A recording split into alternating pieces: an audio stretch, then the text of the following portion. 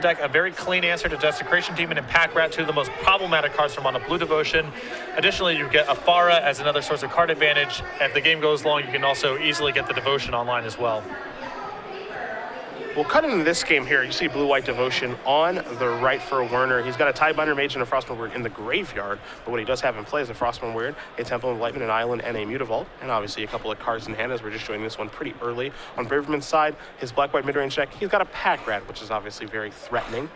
There's a Temple of Silence, as well as a Mutavault and a Swamp there. You see Werner's going to fire up his Mutavault, come in with that, and a Frostmourne Weird Pack Rat with no really good blocks. Take some damage, pass it over back to Braverman. And this is one of the biggest differences between Blue-White Devotion and Mono Blue, even though Blue-White Devotion has receded in popularity. This is a board state for your classic Mono Blue Devotion deck that is almost assuredly a loss. Pack Rat's in play, there's a bunch of Mutavaults, life totals are fairly high. But with Detention Sphere in the deck, it really contorts the way that Michael has to play this matchup. He cannot exclusively lean on Pack Rat, or if he does, he's incurring a huge risk. Looks like he may lead things off here with a Thoughtseize. So step one here for Braverman is a Thoughtseize.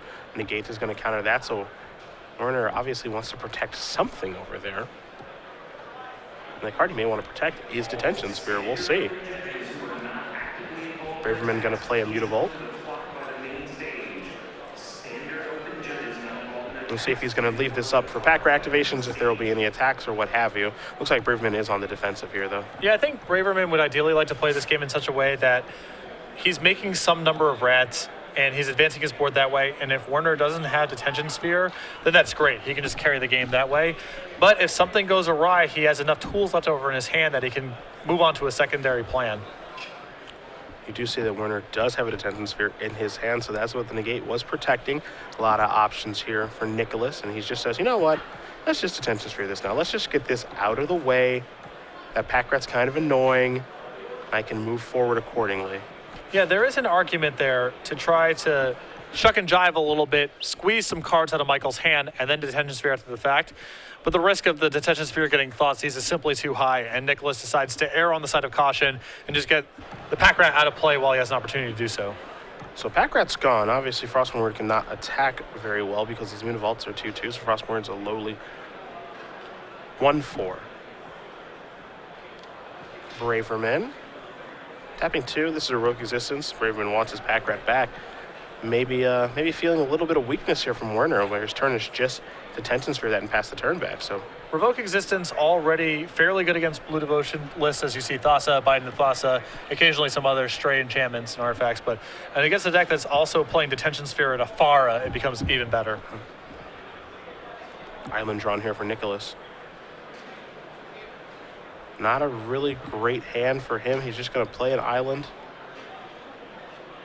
2 cards over there. Not quite sure what they are here for the Blue-White Devotion player. He's clearly got a spell to cast. Which one will it be? It will be a Biden of Thassa. There's a Cloudfin Raptor, so that's not so bad. Pack Rat activation here from Braverman. Going to discard Obsidian. Does not need that. Pretty, not terribly far away from casting it, but decides he would much rather have a Pack Rat instead. Yeah, I think the tiebreaker here is just 2 Mutavaults are in play. The Pack Rats have too high of an upside. Also, Nicholas has no cards in hand, so there's a very good chance that Michael can simply win the game quickly behind these Pack Rats. But for Nicholas' side, all it takes is one creature to evolve that Cloudfin Raptor. You get into point of damage in the air, you draw a card with the Biden, maybe you draw a Master of Waves, and then this game's looking very, very different here. So even though Braverman looks to be in a really good position, he's not in the driver's seat just yet. No, certainly there are a lot of very scary draws for Michael out of Nicholas's deck right now. And the way that the game is shaping up, now that there's a Biden in play, Nicholas has some Mutavaults of his own. If Nicholas is able to find a Detention Sphere, Michael may be in huge trouble. It's time for an attack for Michael Braverman. He looks like he's going to send in with his 2/2 Pack Rats with the ability to get a little bit bigger with a Pack Rat activation or a Mutavault activation. I'm a big fan of this attack by Michael here. He cannot sit on his hands all day long with the threat of Detention Sphere looming out of Nicholas's deck. He's got to try to get the game over as fast as he can. Well, it's a good thing Pack Rat's really good at doing that, as you're going to see. An attack here for now 6, and will those Mutavaults go active? And it doesn't look like they will, but Braverman might be considering some things of just how much damage he wants to deal, because if he activates both Mutavaults, that's an attack for 10. Yeah. And all of a sudden, we're looking at lethal attack the next turn. The tension is that Nicholas has his Mutavaults on D as well, and every card that Nicholas gets to draw off the Biden is a huge risk because that could be Detention Sphere, and it's not clear that Michael has an effective enough secondary plan. He just has Desecration Demon in hand. Nicholas with a Biden and 2 Mutavaults has a lot of tools to keep that Desecration Demon pinned down, so he is on pack rat or bust right now. Werner going to draw his card for the turn. Again, he was empty-handed. Now he's trying to figure out exactly what he can do as far as getting points of damage across. Did he peel Detention Sphere? It's a Night Veil Spectre. I don't think you would have seen a moment's hesitation. Night Veil Spectre is still a pretty reasonable draw here as it evolves the Cloudfin Raptor. It allows Nicholas to still stay back on defense to survive the attack the following turn, giving him at least 1 or 2 more cracks at finding Detention Sphere. There's a draw from the Biden. Looks like Werner drew a land. He's going to play an island, just pass the turn back. That island, of course, can pump up a Frostburn Weird if necessary. Can also activate the Biden and force Braverman to attack, but I don't think he needs any help doing that. Yeah, the biggest thing here is that it gives him another 2/3 to potentially block Mutavaults if he's feeling so inclined. But also, if he's going to be drawing cards next turn off of Biden, he wants to be able to, say, draw a land and spells to cast. Yeah. So not a lot of upside to leaving it in his hand, and there's some situations where having the additional mana in play could matter. And Braverman will untap. He will take a draw.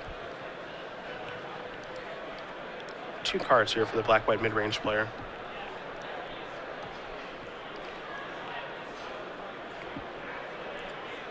See if he can figure out a way to get this game over with any faster, or at least decimate Werner's board position. I think that's the key this turn, is that you really just want to slice and dice his board up really, really badly so that the following turn for Werner is just not a good one. Well, the problem is that, you know, if you make a really aggressive attack and Werner is able to block in such a way where he survives and keeps some of his creatures in play, you are increasing the power of Biden on the way back and giving Nicholas more shots to find Detention Sphere. So even though Michael wants to try to win this game this turn, he also needs to be concerned about leaving enough blockers back on his end to minimize the number of cards that Nicholas can find off the Biden the following turn. Braverman looks like he's got a land to play. Not sure which one. It's going to be a Godless Shrine. He's going to go down to 12. Feels like his life total is high enough that he can afford to do this. Yeah, this gives him enough mana to make a rat, animate a Mutavault to block, and also have a mana left over to activate Mutavault inside of combat if he's feeling so inclined to pump his rats even further. Yeah. And that, you know, Michael knows at this point his life total doesn't really matter very much right now.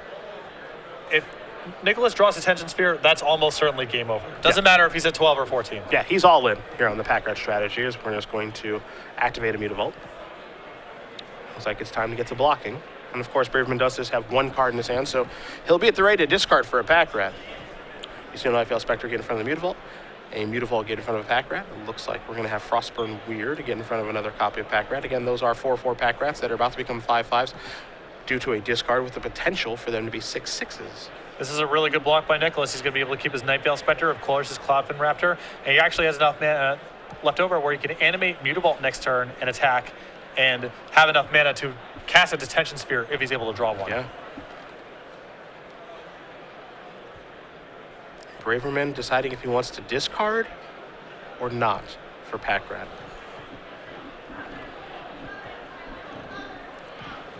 Yeah, I mean, he may want to leave the Desecration Demon back in his hand as an insurance policy against Nicholas finding Detention Sphere next turn. He also has to concern himself with, there's 5 mana in play. So I guess Cyclonic Rift isn't on the table right now because the Mutavault's about to die, but Michael just trying to figure out if it makes any sort of difference deploying it or not. Because I don't think that demon's going to be enough on the way back if something happens to his pack rats next turn. I do agree. So if he activates the pack rat, he'll get another rat, of course. The Mutavault on his side is still going to die. The pack rats will take down the Mutavault and Frostburn Weird on Werner's side, and some damage, of course, will get through with the 1 unblocked pack rat. And it looks like he does not have any interest in this happening. So Mutavault's going to bite the dust. Again, these are 3/3 pack rats. The original pack rat currently has 2 damage on it from Mutavault. The other one does have 1 damage on it, so those will not die at this point. I'm somewhat uncertain about what the upside was of sending in Mutavault into that attack. I agree. It feels like a situation where he may have overthought himself a little bit, thinking that that may actually have an effect here, because he essentially threw away a Mutavault, and by doing that, he actually throws away 1, the ability to block with the other Mutavault, and 2, the ability to pump the pack rats. Yeah. Because that's basically a free block for Nicholas that turn. He's not going to throw everything away because he still needs to leave himself enough resources to use Bite It next turn. Werner draws his card. He's going to sacrifice his Cloud from Raptor. He's going to get in for a bunch of damage here. 2 triggers. Hit 1, hit 2. Nightfall Spectre is going to give a Hero's Downfall. That's nothing. Those are a couple of lands, and that's going to do it. Michael Braverman is going to win this match over Nicholas Werner. 2-1. Black-White mid-range going to get the job done over Blue-White Devotion, and that means that Michael Braverman probably definitely a top 16 finish because he was in 16th place coming into this round, so not too shabby. Yeah, congratulations to him. We've had him on camera several times this weekend, or during the standard portion at least, and pretty skillfully navigating his Black-White mid-range deck. Yeah, a deck that's very, very popular this particular weekend. He can take a deep sigh of relief because his tournament, even though not in the top 8, it's all done, and it's an impressive weekend, walking away with a decent amount of money, some Open Series points, and making the top 16 of Invitational here. That's no joke. That's a good finish. Yeah, very good finish. And congratulations to Ken Kenner as well, even though I know he's probably quite disappointed with the way that his tournament's ended. He's really positioned himself for a great run at